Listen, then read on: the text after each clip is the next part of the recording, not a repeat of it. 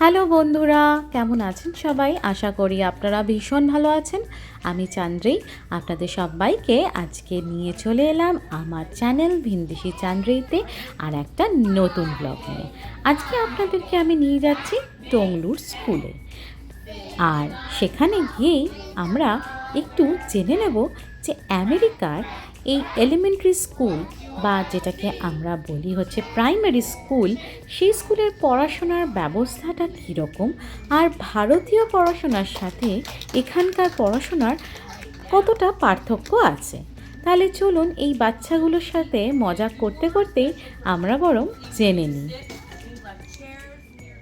যারা নতুন America shift করছেন বা শিফট করার কথা ভাবছেন, বা যারা জানতে চান যে এখানকার পড়াশোনা ব্যবস্থা কীরকম, তাদের সবার জন্য আজকের ব্লগে থাকবে অনেক অনেক ইনফরমেশন। তাহলে চলুন আজকের ব্লগটা ঝটপট করে শুরু করি। আর যারা নতুন ভিউয়ার্স আমার চ্যানেলের, তারা কিন্তু আমার চ্যানেলটিকে সাবস্ক্রাইব করে পাশে থাকা বেল আইকনটি প্রেস করে দেবেন। আর ব্লগগুলো ভালো লাগলে লাইক, শেয়ার, কমেন্ট করতে ভুলবেন না। এতে আমি অনেক অনেক উৎসাহ পাবো আর আপনাদের জন্য এরকম নিত্য নতুন অনেক ব্লগ নিয়ে আসতে পারবো। জানেন বন্ধুরা, যখন আমি আমেরিকাতে প্রথম আসি তখন আমিও ভাবতাম যে আমার ছেলের এখানে কিভাবে পড়াশোনাটা করানো যায় এবং ও কিভাবে এখানে অ্যাডজাস্ট করবে আর কীরকম পদ্ধতিতে এখানে পড়ানো হয়। প্রত্যেকটা জিনিস সম্পর্কেই আমার জ্ঞান একেবারেই ছিল না। সেই জন্যই আমি ভীষণ কনফিউজ থাকতাম। অনেকে বলতো এখানে পড়াশোনার সেরকম কোনো প্রেশার নেই, আবার অনেকে বলতো যে এখানে পড়াশোনা বেশ ভালো হয়, কিন্তু কোনোটাই আমি জানতাম না যে কীরমভাবে হয়। এখানে আসার পরে প্রথমেই আমি ওকে নিয়ে যে কাজটা শুরু করেছিলাম সেটা হচ্ছে লাইব্রেরিতে যাওয়া। এখানে যে লাইব্রেরি আছে সেখানে নানান ধরনের ছোটোখাটো ইভেন্ট চলে। এছাড়াও এই যে ধরুন সামার আসছে, সেই সময় সামার ক্যাম্প থেকে শুরু করে সমস্ত কিছুই হয়, আবার উইন্টার ভেকেশনেও হয়। এবং এই যে ক্যাম্প বলুন বা ইভেন্ট বলুন, এই সমস্ত কিছুতে বাচ্চাদের জন্য অনেক অনেক কিছু ইভেন্ট থাকে। এবং এখানেই প্রথম ওকে নিয়ে আমি যেতাম। আর এখানে যারা লাইব্রেরির ভলেন্টিয়ার বা যারা লাইব্রেরিয়ান আছেন ওখানকার, তারা খুব ছোট্ট বাচ্চাদের টিউশন দিত। মানে খুব সুন্দর করে স্টোরি বুক পড়ে শোনানো বা কোনো ক্রাফট শেখানো বা নানান ধরনের ড্রয়িং শেখানো, মানে সমস্ত কিছু করাতো, যেটা সাধারণত প্রি স্কুলে হয়ে থাকে ঠিক সেরকমই। তাই এখানে অনেকেই জানেন 5 বছরের আগে স্কুলে ভর্তি করাই না। কিন্তু আমরা তো ইন্ডিয়ান পেরেন্টস, আমাদের ক্ষেত্রে স্কুলে ভর্তি না করানোটা ভীষণ পরিমাণে চিন্তার ব্যাপার, তাই না? আমরা ছোটোবেলা জন্মানোর 2 বছর বয়স থেকেই আমরা স্কুল খোঁজা শুরু করে দিই, ঠিক যেরম আমি করেছিলাম। 2 বছর হয়ে যাওয়ার পরেই স্কুল খোঁজা শুরু, প্রি স্কুলে ভর্তি করে দিলাম। এবং প্রি স্কুলে 1 বছর হতে না হতেই তাকে একটা কোনো বড় স্কুলে ভর্তি করতে হবে, তাই না? এই সমস্ত চিন্তা আমাদের মাথায় সব সময়তেই ঘিরে ধরতো। কিন্তু এখানে আসার পর বুঝলাম যে এসব চিন্তা কোনো চিন্তাই নয়। আমি জানি এরকম চিন্তা সব সময় আমাদের মাথায় ঘোরে। আজকে ব্লগটা ওই জন্যই করার। আর এই ব্লগের মাধ্যমে আমি আমার কাছে যতটা ইনফরমেশান আছে এবং আমার যা অভিজ্ঞতা, সমস্ত কিছু আপনাদের শেয়ার করব। তাহলে চলে যাই যে কথা দিয়ে শুরু করেছিলাম, যে প্রথম এসে আমি লাইব্রেরিতে নিয়ে যেতাম। তারপরে আমি ওকে প্রায় 1 বছর হোম স্কুলিং করি। কিভাবে হোম স্কুলিং করি সেটা নিয়েও আমার একটি ব্লগ আছে, আমি লিঙ্কে দিয়ে দেবো। আমিও এখানে এসে ওকে অনলাইন ক্লাস করানো আরম্ভ করি। ফ্লিন্টো ক্লাস একটি খুব ভালো ব্র্যান্ড, যেগুলো অনলাইন স্কুলের জন্য আছে, অনলাইন ক্লাস হয় এরকম, সেটা ইন্ডিয়াতে। সেই ফ্লিন্টো ক্লাসের থেকে আমি 1 বছরের পুরো একটা কোর্স কিনে ওকে পড়ানো স্টার্ট করি।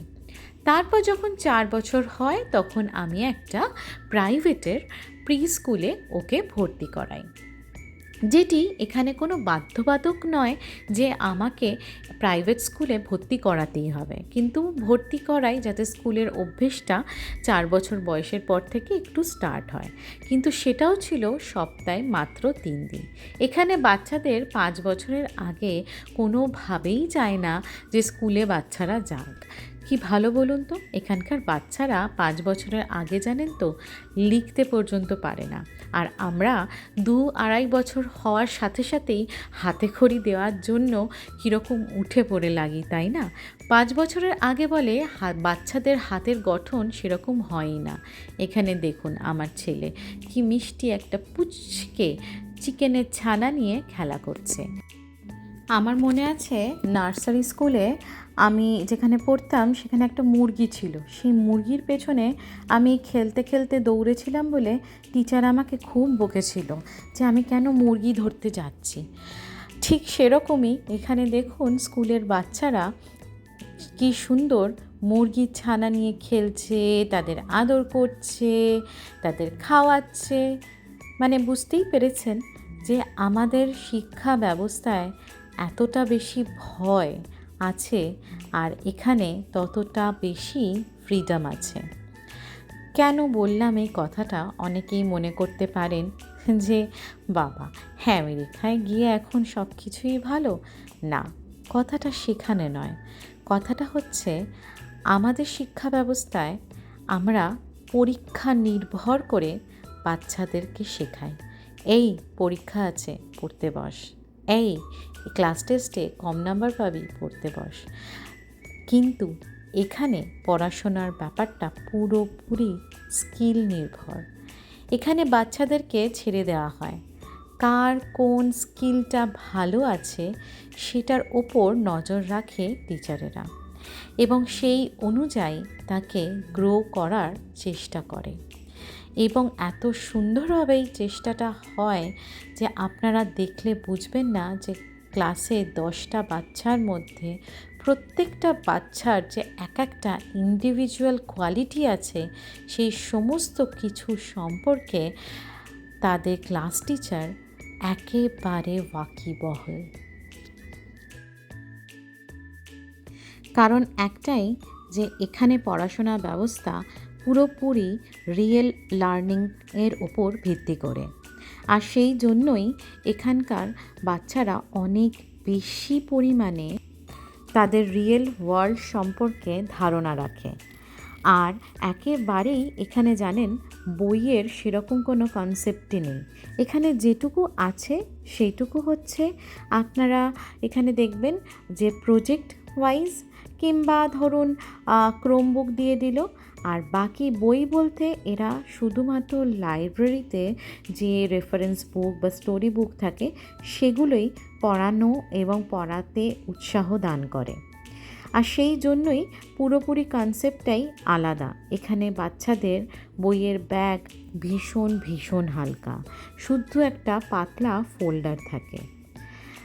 এই হলো এখানকার পড়াশোনা ব্যবস্থার প্রথম ধাপ বললাম এই কারণে যে এই যে এলিমেন্টারি স্কুল বা যেটা আমি বললাম প্রাইমারি স্কুলের প্রথম ধাপটা ওরা এই ক্লাস 5 অবধি এইভাবে কনসেপ্ট ওয়াইজ বাচ্চাদেরকে গ্রো করবে এবং বাচ্চারা কনসেপ্ট ওয়াইজ এতটাই রিচ হয়ে যায় যে ওদের পরবর্তীকালে যখন সেকেন্ডারি স্কুল বা ইন্টারমিডিয়েট স্কুলে ওরা ঢুকবে তখন ওদের খুব একটা অসুবিধা হয় না এবং তখন থেকে ওদের স্টার্ট হয় থিওরিটিক্যাল পড়াশোনা করানো।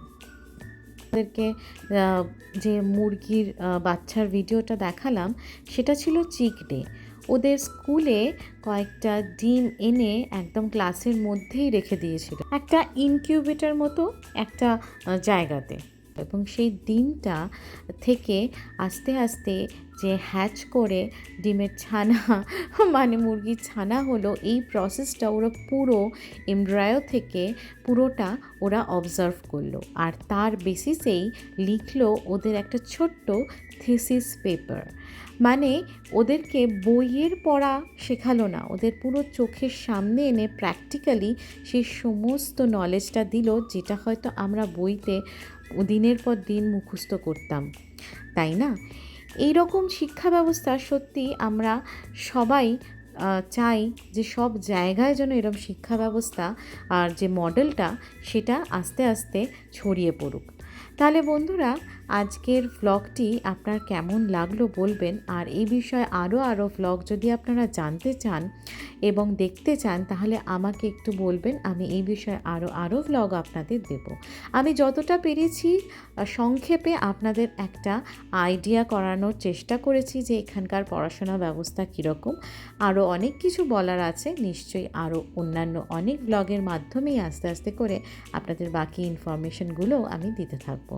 তাহলে আজকে চললাম, আবার দেখা হচ্ছে আপনাদের সাথে আরেকটা নতুন ভ্লগ নিয়ে। ভালো থাকবেন, সুস্থ থাকবেন, টাটা।